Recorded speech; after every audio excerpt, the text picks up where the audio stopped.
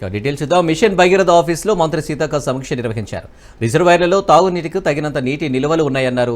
గతంలో తాగునీరు అందని గ్రామాలకు కూడా ఈసారి తాగునీరు సరఫరా చేస్తున్నామన్నారు. ఏదైనా సాంకేతిక కారణాలతో సమస్యలు తలెత్తినా ఇబ్బందులు లేకుండా ప్రత్యామ్నాయ ఏర్పాట్లు చేస్తున్నామని మంత్రి తెలిపారు.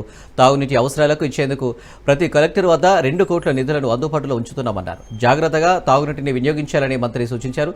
తాగునీటి సరఫరాలో సమస్యలు తలెత్తకుండా చర్యలు తీసుకోవాలని తెలిపారు.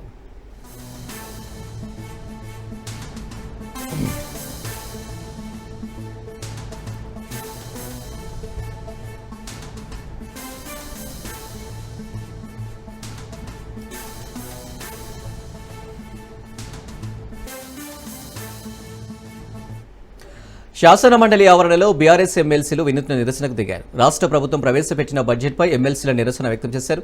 అప్పులు ఘనం, అభివృద్ధి శూన్యం అంటూ ప్లకార్డులు ప్రదర్శించారు. అప్పులు ఆకాశంలో, అభివృద్ధి పాతాళంలో అంటూ నినాదాలు చేశారు బీఆర్ఎస్ ఎమ్మెల్సీలు. కాంగ్రెస్ ఇప్పటికే 1,58,000 కోట్ల అప్పు చేసిందంటూ ప్లకార్డులు ప్రదర్శించారు. ఇచ్చిన హామీలో ఎన్ని నెరవేర్చారని ప్రశ్నించారు.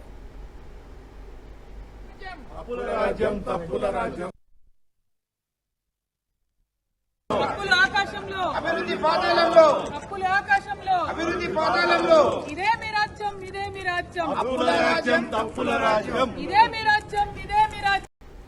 బీఆర్ఎస్ నేతలు చెన్నై వెళ్లారు. బీఆర్ఎస్ వర్కింగ్ ప్రెసిడెంట్ కేటీఆర్, మాజీ మంత్రులు నిరంజన్ రెడ్డి, జగదీష్ రెడ్డి, మాజీ ఎంపీ వినోద్ కుమార్ పలువురు శంషాబాద్ ఎయిర్పోర్ట్ నుండి చెన్నై వెళ్లారు.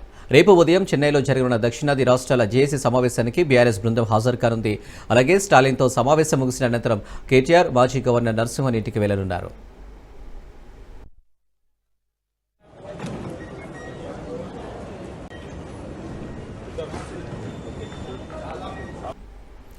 అసెంబ్లీ ముట్టడికి పీడీఎస్ విద్యార్థి సంఘం యత్నించింది. ముట్టడికి యత్నించిన పీడీఎస్ విద్యార్థి నాయకులను పోలీసులు అడ్డుకొని అరెస్టు చేశారు. ఉస్మానియా యూనివర్సిటీ వీసీని మార్చాలని డిమాండ్ చేశారు విద్యార్థి నాయకులు. అలాగే తమ అరెస్టుకు వ్యతిరేకంగా నినాదాలు చేశారు విద్యార్థి నాయకులు. రాష్ట్ర బడ్జెట్లో విద్యారంగానికి 20% నిధులు కేటాయించాలని పీడీఎస్ డిమాండ్ చేసింది. విద్యారంగంలో ఉన్న సమస్యలను త్వరితగతిన పరిష్కరించాలని, పెండింగ్లో ఉన్న ఫీజు రియంబర్స్మెంట్, స్కాలర్షిప్ విడుదల చేయాలని ఆందోళన చేశారు. విద్యాశాఖకు వెంటనే మంత్రిని నియమించాలని డిమాండ్ చేశారు.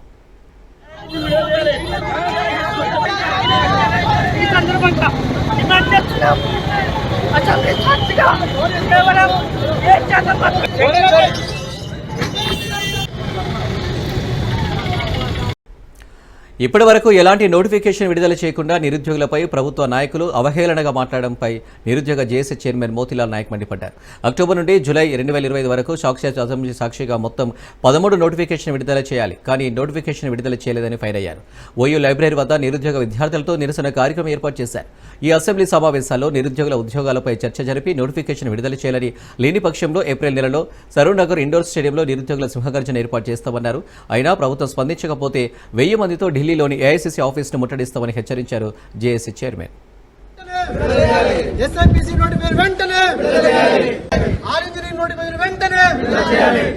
జై తెలంగాణ, జై తెలంగాణ, జై తెలంగాణ, జై తెలంగాణ.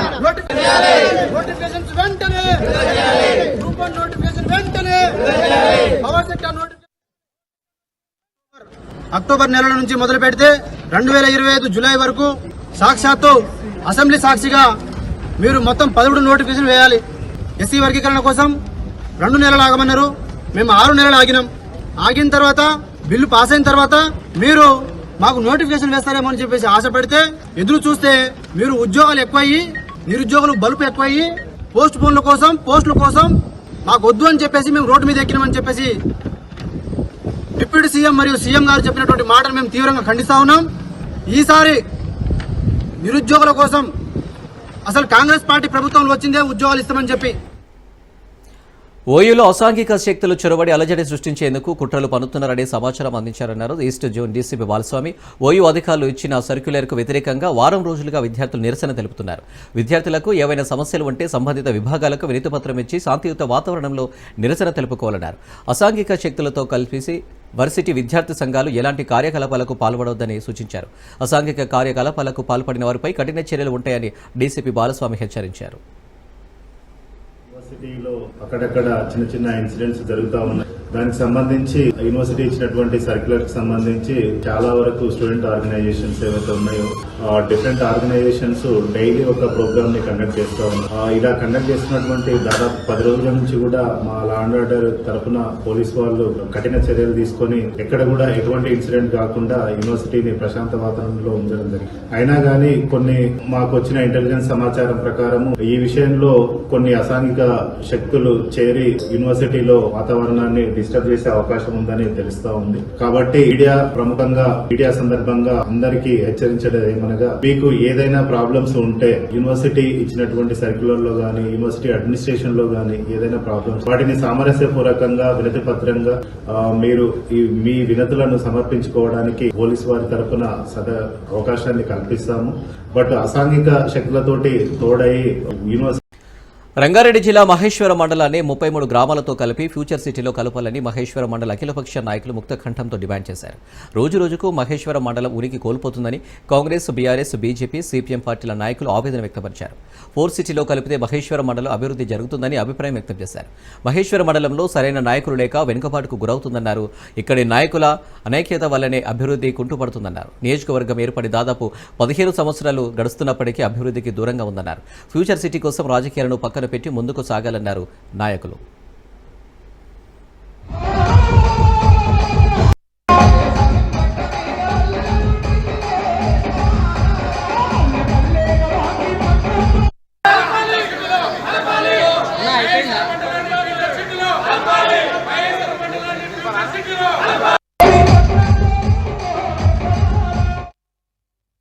ఈరోజు 4వ విడత మహేశ్వరం మండలాన్ని 4th సిటీలో విలీనం చేయాలంటూ ఉన్నటువంటి మహేశ్వరం మండలంలో ఉన్నటువంటి 33 గ్రామాలు 20 రెవెన్యూ గ్రామాలను పూర్తిగా 4th సిటీలో విలీనం చేయాలి.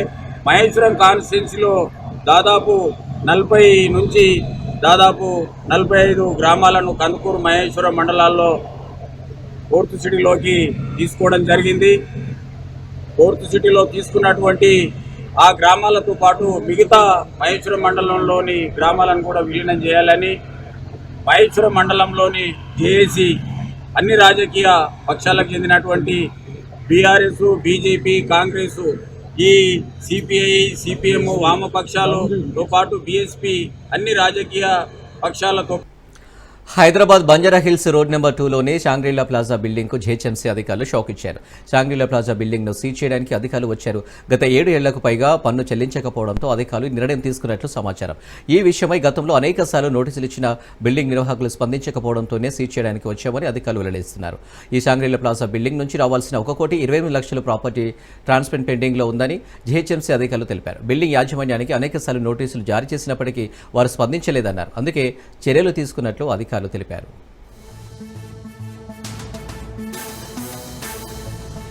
ఎర్తవర్లో భాగంగా రేపు రాత్రి 8:30 నుండి 9:30 వరకు విద్యుత్ దీపాలను ఆర్పి భూతాపాన్ని తగ్గించాలని మక్తల్ ఫౌండేషన్ వ్యవస్థాపకులు జలంధర్ గౌడ్ పిలుపునిచ్చారు. ఎర్త్ అవర్ పైన అవగాహన కల్పించడానికి మక్తల్ ఫౌండేషన్ గ్రీనరీ క్లబ్ ఆధ్వర్యంలో ఫౌండేషన్ సభ్యులు ప్లకార్డులు ప్రదర్శిస్తూ సికింద్రాబాద్లోని ప్రజలకు ఎర్త్ అవర్ను పాటించడం యొక్క అవసరాన్ని గురించి ప్రజలకు తెలియజేశారు జలంధర్ గౌడ్. ప్రపంచవ్యాప్తంగా జరుపుకునే ఎర్త్ అవర్లో మనము భాగం కావాలని పిలుపునిచ్చారు. భూమాతకు మన భేద భావాలు ఉండవన్నారు. ప్రతి ఒక్కరూ మొక్కలను నాటి పెంచడం, ఇళ్ల వద్ద ఇంకుడు గుంతలు ఏర్పాటు చేయాలని, అవసరమైతే చట్టాన్ని రూపొందించాలని ప్రభుత్వానికి విజ్ఞప్తి చేశారు.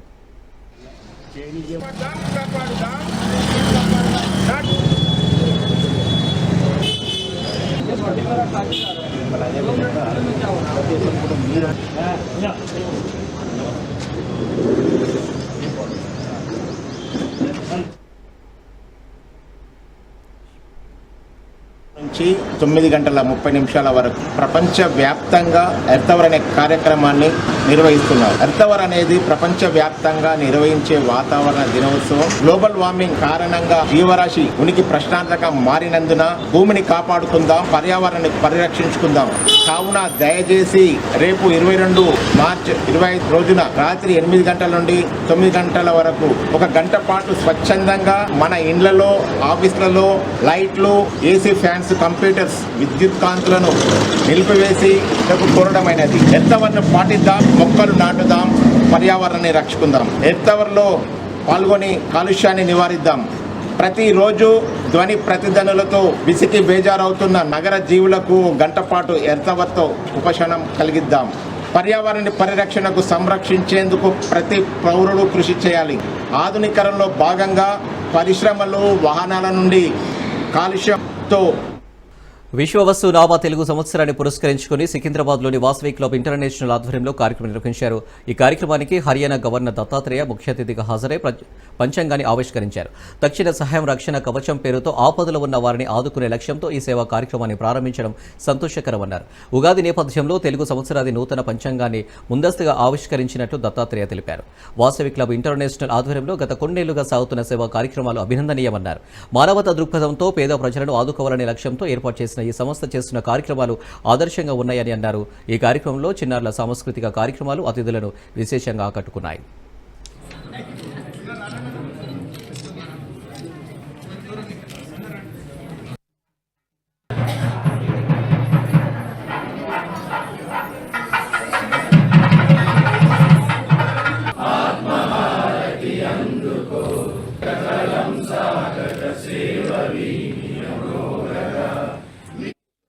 అదేవిధంగా మన సెక్రటరీ శ్రీనివాస్ గారికి, అదేవిధంగా సూర్యప్రకాష్ గారికి, మేడం ట్రెజరర్ సుజాత మేడం గారికి, అదేవిధంగా ఈరోజు ముఖ్య అతిథిగా చేసిన బండారు దత్తాత్రేయ గారికి, అందరికీ మన వాసవి మిత్రులందరికీ పేరు పేరున ధన్యవాదాలు తెలియజేస్తున్నాను.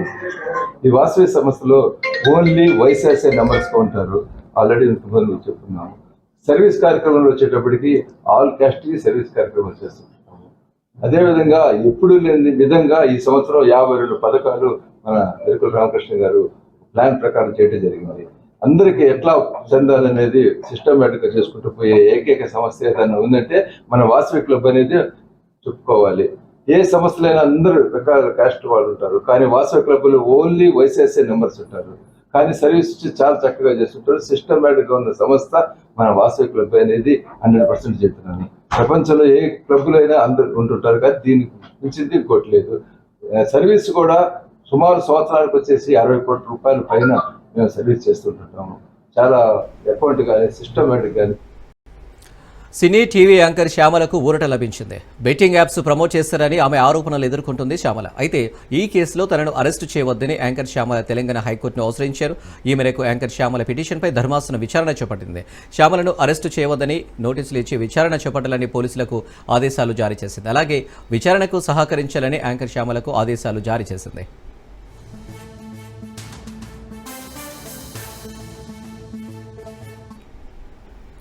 హైదరాబాద్ కొండాపూర్లోని సుబ్బయ్య గారి హోటల్లో ఫుడ్ సేఫ్టీ అధికారులు తనిఖీలు నిర్వహించారు. వంటగది ప్రాంతం అపరిశుభ్రంగా ఉన్నట్లు గుర్తించారు అధికారులు. హెడ్ క్యాప్, గ్లౌజులు లేకుండా సిబ్బంది వంట చేస్తున్నట్లు అధికారులు గుర్తించారు. ఎగ్జాస్ట్ నుండి నూనె కారటం, స్టవ్లు, పాత్రలు అపరిశుభ్రంగా ఉన్నట్లు అధికారులు గుర్తించారు.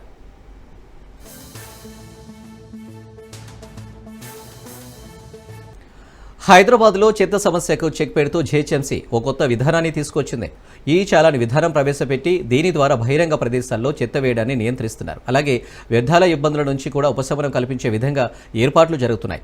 అధికారులకు డిజిటల్ రూపంలో పెనాల్టీల వినియోగం ద్వారా ఆదాయ వివరాల్లో ఖచ్చితత్వం ఉండేలా దీన్ని ఏర్పాటు చేశారు. కొత్త టెక్నాలజీ ఉపయోగించి చెత్తను నివారించే విధంగా పనులు జరుగుతున్నాయి.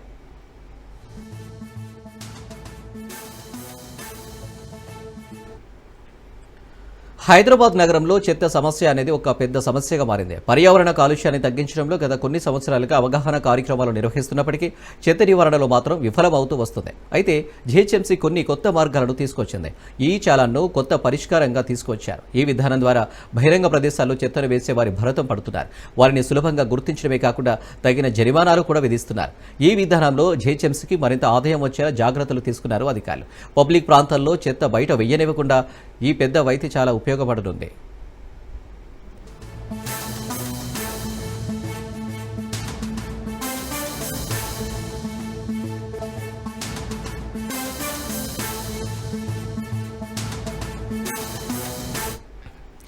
ప్రస్తుతం జీహెచ్ఎంసీ అధికారులు 3 రకాల పెనాల్టీలు విధిస్తున్నారు. దీనికోసం వారు ప్రత్యేక యాప్ను కూడా అందుబాటులోకి తీసుకొచ్చారు. జీహెచ్ఎంసీ అధికారులు వీటిలోనే సమగ్ర సమాచారాన్ని ఉంచే విధంగా చూస్తున్నారు. బహిరంగ ప్రదేశాల్లో చెత్త వేసిన వారెవరో గుర్తించేందుకు ఆయా ప్రాంతాల్లోని సాంకేతికతను జోడించారు.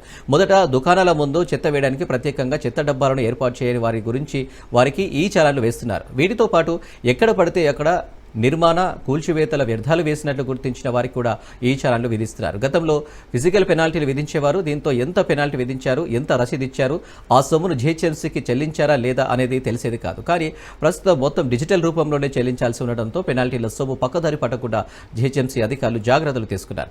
ఉన్నతాధికారులు సైతం పెనాల్టీ వివరాలను యాప్లోనే చూసుకునేలా తయారు చేశారు.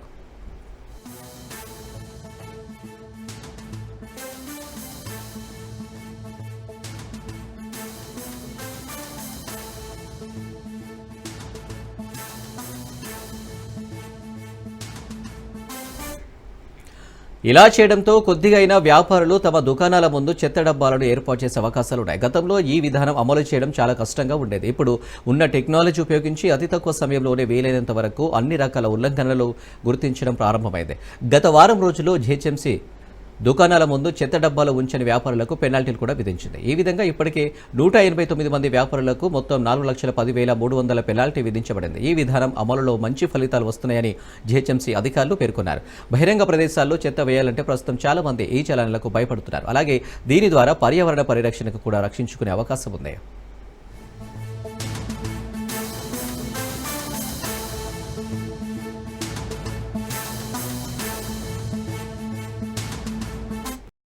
ఇక శరవేగంగా విస్తరిస్తున్న హైదరాబాద్ నగరానికి పార్కింగ్ అతిపెద్ద సమస్యగా మారుతుంది. నిత్యం వేలాది కొత్త వాహనాలు రోడ్డెక్కుతున్నాయి. ఏటా 20% పైగా కొత్త వాహనాలు నగరంలో రోడ్డెక్కుతున్నట్లు అంచనాలు ఉండగా ఈ లెక్కన వచ్చే 5 ఏళ్లలో మరో 25 లక్షల నూతన వాహనాలు సిటీలో సంచరించనున్నాయి. గ్రేటర్లో నిత్యం లక్షలాది వాహనాలు తిరుగుతుంటాయి. ఇందులో సగానికి పైగా వాహనాలకు సరిపోయే పార్కింగ్ స్థలాలు లేకపోవడంతో రోడ్లపైన వాహనాలను నిలిపి ఉంచాల్సి వస్తుంది. దీంతో అనివార్యంగా నగరంలో ట్రాఫిక్ సమస్య ఉత్పన్నమవుతుండగా రాను ఇది మరింత జటిలమవుతుంది. నగరంలో ఏటా పెరుగుతున్న వాహనాల రద్దీకి అనుగుణంగా పార్కింగ్ యార్డులను నిర్మించాలనే ప్రతిపాదనలు ఉన్నాయి. ఇందుకోసం హెచ్ఎండిఏ, మెట్రో, ఇతర శాఖలతో కలిసి నగరంలో 75కు పైగా అధునాతన పార్కింగ్ యార్డులను నిర్మించాలని ప్రతిపాదించారు. తొలి దశలో 25 ప్రాంతాల్లో మల్టీలెవెల్ పార్కింగ్ యార్డులను నిర్మించడానికి ఆమోదం తెలిపారు.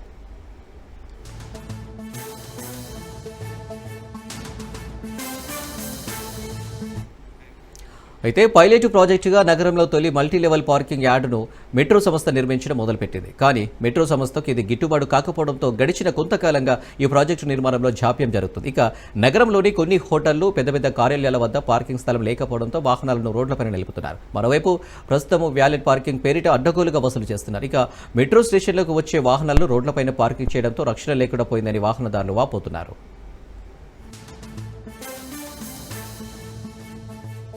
హైదరాబాద్ శ్లోకా స్కూల్లో దారుణం జరిగింది. 8వ తరగతి స్టూడెంట్ ఉపాధ్యాయుడు చితికబాదాడు. విద్యార్థి పేరెంట్స్కు చెప్పడంతో మరోసారి దాడి చేశాడు. దీంతో శ్లోకా స్కూల్ ముందు విద్యార్థి సంఘాలు ఆందోళనకు దిగాయి.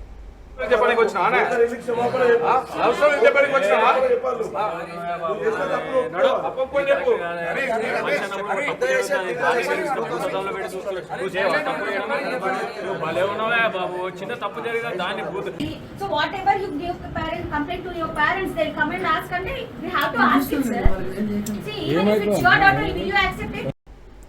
హైదరాబాద్ డబీర్పురాలోని మాతాకి కిడ్నీ వద్ద ప్రాంగణమైన పోలీసులు దాడులు నిర్వహించారు. South east zone task force బృందంలోని police inspector Shri S Saidababu పర్యవేక్షణలో దాడులు నిర్వహించారు. ఈ దాడుల్లో కుళ్ళిపోయిన 2 క్వింటాల మాంసాన్ని స్వాధీనం చేసుకున్నారు.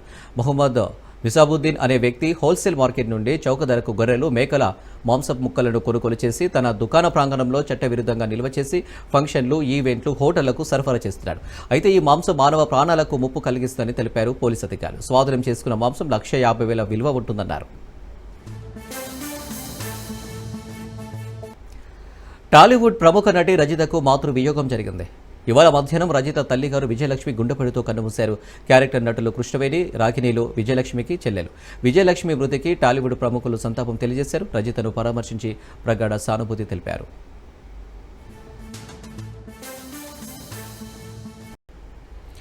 హైదరాబాద్ మియాపూర్ పోలీస్ స్టేషన్ పరిధిలో సెల్ ఫోన్ చోరీలకు పాల్పడుతున్న ఇద్దరిని మియాపూర్ పోలీసులు అరెస్టు చేశారు. పట్టుపడిన దొంగల నుండి 10 సెల్ ఫోన్లు, బంగారు గొలుసుతో పాటు ఓ బైక్ను స్వాధీనం చేసుకున్నారు.